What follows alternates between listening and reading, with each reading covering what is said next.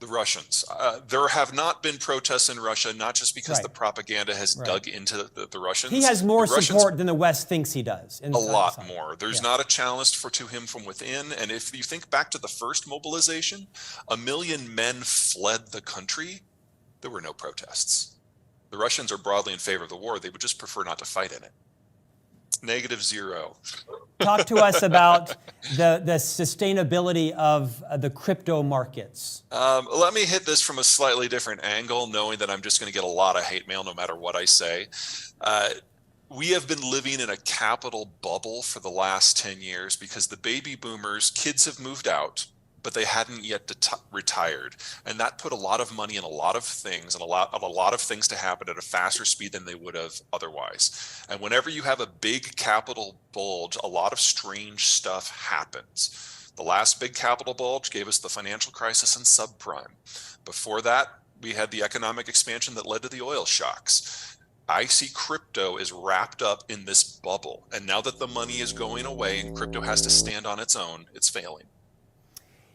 I don't see any use case for crypto whatsoever. I detect some ambiguity with that. Can you clarify your statement there? It has no use case. It has no value. It is no store of value. It is not used in exchange. It won't be used in exchange. It can't supplement for a currency. Every case that has been put out there for why crypto should exist has already failed. And really, we're just got the zealots out there now, and they are now going to all send me hate mail. I gotta say, I was kind of curious about those Trump ones that came out, but no, I am not an NFT guy. Globalization allowed us to farm things out. Everyone focused on what they did best and most efficiently, even if they were tilting the balance like the Chinese did with subsidies in order to make it happen. That meant we've got sprawling supply chains that round the world. Most manufacturing processes, especially in electronics, touch at least a dozen different countries. We now have to unwind all that. And we have to put it on a more stable system with shorter supply chains that are closer to home. And NAFTA is well set up to do this. But this transition period means we have to double the size of our industrial plant in just 5 years if the goal is to still have the products that we're used to today. That's hugely inflationary. But think about what it means. Doubling the size of the industrial plant. Having locals produce products for locals, partnering with the Mexicans and the Canadians to make it happen at scale. This is going to be the greatest economic growth in the history of all 3 of the NAFTA countries. And when it's done, we will largely be immune to international shocks because all the work will be done here.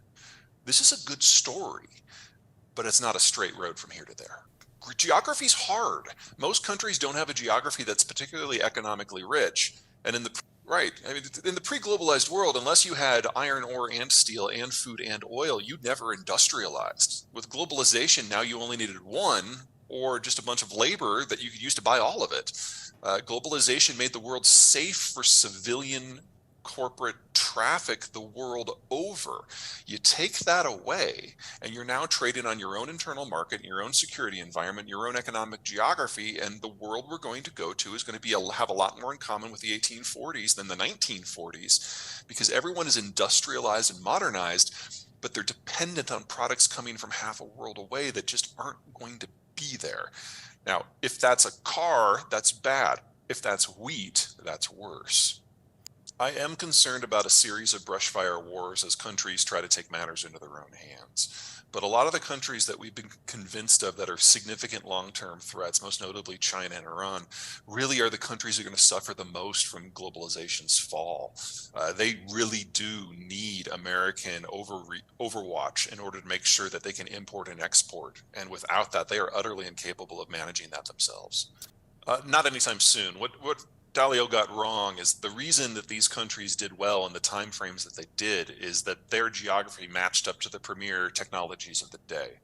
So as before deep water navigation, the most powerful country was the country with the best maritime internal transport system. That was Ottoman Turkey. But then deep water navigation kicked in, and so the center of power shifted over to Iberia because they were on the end of a peninsula, and it was easier for the Portuguese and the Spanish to push out through the water and conquer the world than to go through Europe. Eventually, that technology migrated to places that could use it better, like the Brits. And then the Brits developed industrialization.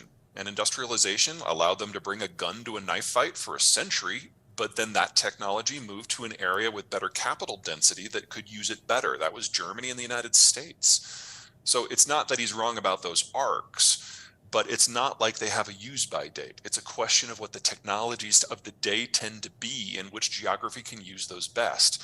I am, at the moment, not convinced that the digital age is a fundamentally sufficient break from the industrial age to trigger something new.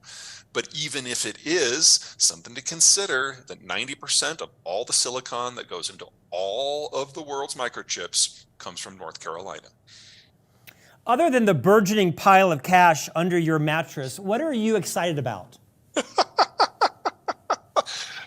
it's not in cryptos and it's not in NFTs. It's definitely not in crypto. It's not in stocks of, Russian companies. So what are you excited about? I mean, I'm bummed that globalization is ending. It's created the best period in human history. But I'm really excited to see what's next, because if you've got North America really fundamentally remaking itself in less than a decade, that is going to change the American story and the Mexican story and the Canadian story. And that's going to take us some unpredictable ways. Hopefully, most of them are going to be good.